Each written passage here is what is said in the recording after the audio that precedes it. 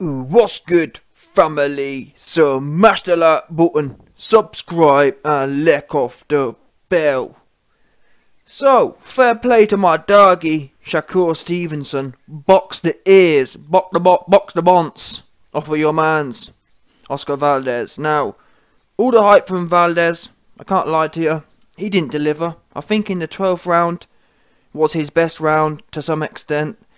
I mean, SHAKUR Stevenson took the round off and SHAKUR Stevenson took the round off and he was pressing, but too little too late. At the end of the 11th, I heard VALDEZ say, Eddie Reynoso said, "How you feeling?" He said, "I feel great." That's not good.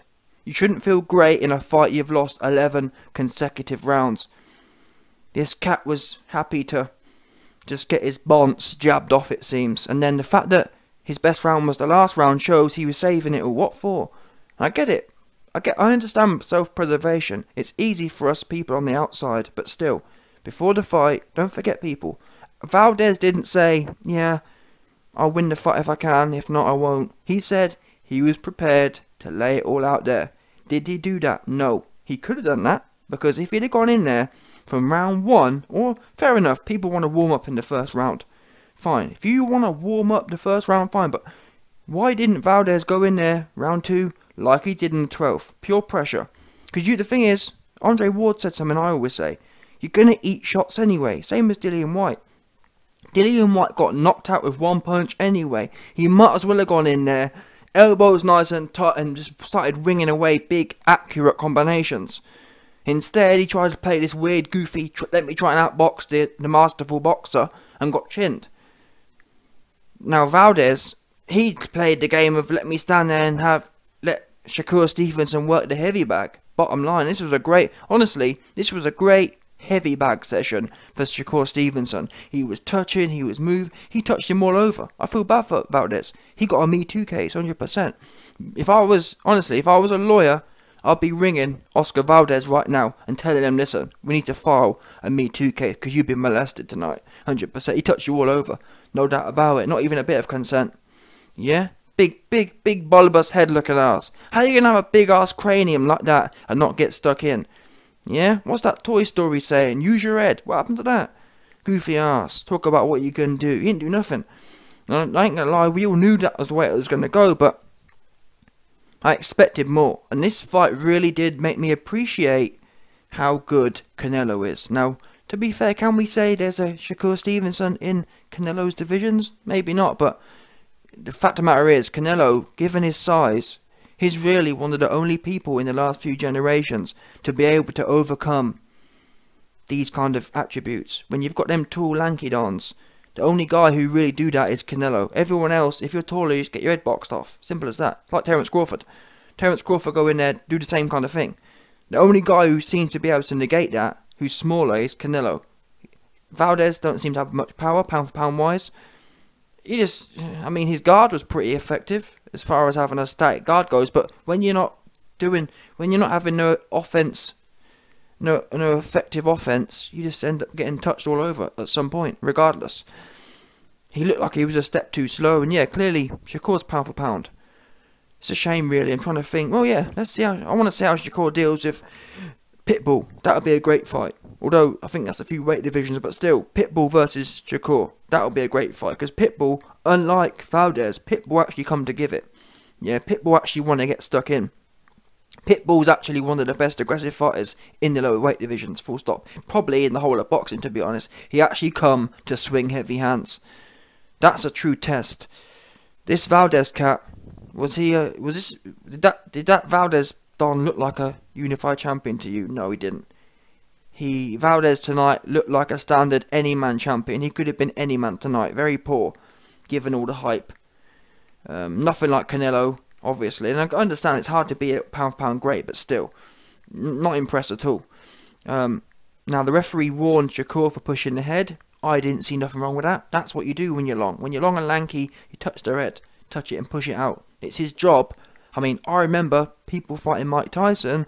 People would try and touch his head. He'd be slipping and weaving, and then using that to his advantage.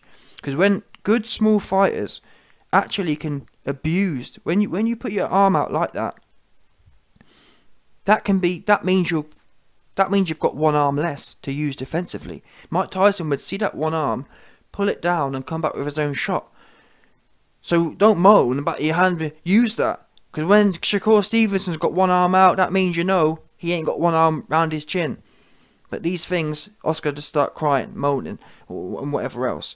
Whatever thing, yeah. Not taking enough risk, clearly. Didn't take no risk the whole fight until the 12th round, and that was his best round. And then, I will say, Shakur Stevenson did piss me off. Why? Well, this fight should have been stopped. And in fact, that's a great point. That knockdown in the 5th round or whatever it was, that was not a knockdown. That was some bullshit knockdown.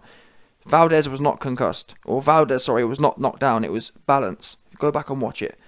It was embarrassing watching Tim Bradley react to the... They replayed it and it was clearly not a knockdown. So Valdez was not knocked down. However, on Shakur Stevenson's part, in the 12th round, he started running around for the last 10 seconds. And it appeared from his point of view, he was running around trying to say or imply, oh, I'm so dominant I can run around. That's not dominant. That pissed people off and the fans started booing, and rightly so. Why do that? Yeah, I don't understand that. I never got that. Same as Floyd Mayweather. Although Floyd Mayweather was never as dominant as that. As in, Floyd Mayweather never looked like he was going to stop someone. But still, that's not cool. People don't want to watch. I don't know what goes through their head. Oh, I'm going to dance around for the last minute. I don't get that. If you're dominant, go in there and stop the guy. And tonight, this was clear. Valdez should have been stopped. I don't know who trained these guys, but it's that whole attitude of, oh well, I can just win on points and be boring. Look, people don't want to watch that. If you're that good as Shakur was tonight, there's no reason he shouldn't have upped the tempo, took a little bit more risk. I mean, I didn't see Shakur Stevenson get hit once clean all night. Is that really how you want to win fights? Why not take a bit more risk and then get it on the upside, i.e. stop the guy? Shakur Stevenson maybe could have took a few more shots tonight, but on the flip, stop the guy. And that adds to your greatness. Going in there and going life and death or going points with everyone, historically speaking, it doesn't look as good. People won't see the fight and think, oh, yeah, you know what I'm saying? And again, it's not like it was, oh well, there's no reason after the first few rounds you shouldn't have stopped that man. He wasn't that good. He was a static heavy bag. You should have been touching him all over and stopped him. He was there to be stopped tonight, and you didn't get that. So that does reduce the quality of the win, which seems to be quite the case these days. These days, people seem content with just nicking a fight on points. I don't get why you can't, especially when it's obvious. There's no way Valdez should have been last in the distance. He was desperate to be stopped tonight. That big bulbous head look wannabe ass.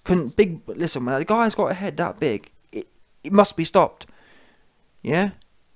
Shakur Stevenson was on fire tonight, but he didn't properly do what he's supposed to do. He didn't do what he was capable of doing, which pissed me off. Yeah? So that's something he needs to work on, but will he? Probably not. Look at Floyd Mayweather. Everyone seems to suck themselves off. Floyd was boring. And Floyd fought old dons. Now, to be fair, Shakur's not fighting old men, but still, what's this fascination with going the distance? Oh, I'm winning a fight, I'm going to run around for the last round. Why do that? Go in there and put pressure. And get rid of the guy. I don't understand it. It's weird. It really is weird. I can't imagine that. And boxing's a weird sport. Like, in most other sports, people want to do the best. They want to run or whatever. People want to run the quickest time. They don't want to necessarily just do enough to win. They want to see how great they are. Boxing seems to be like, well, no matter how great I am, I'll just sit back and nick a fight. Odd. So yeah, but where does he go from here? I'm not sure. I'm not sure even who even has belts at 126, but no one ain't going to do nothing with Shakur, in my opinion.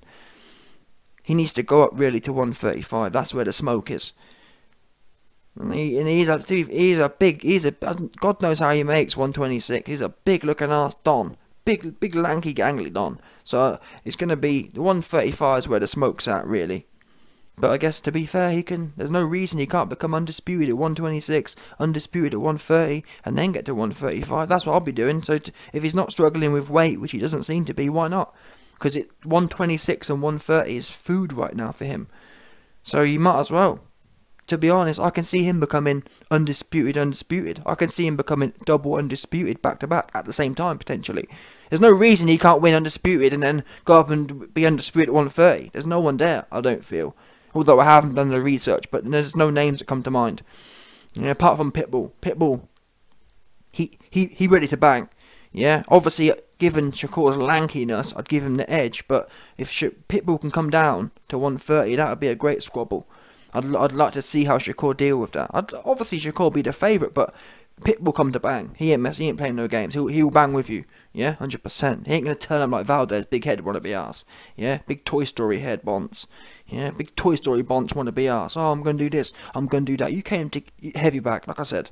Yeah, Shakur Stevenson had a great high level heavy bag session tonight, touching him all over, working that heavy bag. Yeah, big heavy bonce, heavy bag, heavy bonce. Yeah, big head wanna be ass.